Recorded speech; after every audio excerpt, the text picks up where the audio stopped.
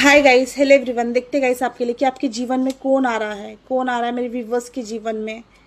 Okay, तो मुझे ऐसा लगता है कि आपके लाइफ में कोई एक वेल्दी मैन आ सकता है या वेल्दी वुमेन, ठीक है, या अनएक्सपेक्टेड इनकम आ सकती है। ओके, यस, आपके लाइफ में कोई मैरिज प्रपोजल आते नज़र आ रहा है, ठीक है, जिससे आपकी शादी होगी अभी से लेकर 3 मंथ्स के अंदर अंदर।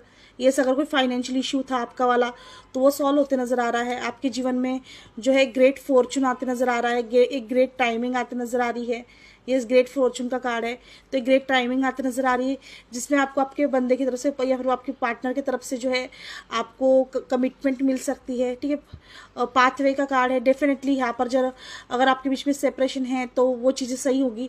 कम्युनिटी का कोई कास्ट कम्युनिटी का डिफरेंट है तो वो चीज़ें जो है सही होते नज़र आ रही है। और किसी किसी के लिए ये पर्सन सेम कास्ट से हो सकते हैं। यस, आपको अनएक्सपेक्टेड गिफ्ट मिलने वाला है यूनिवर्स की तरफ से इस पर्सन के फॉर्म में।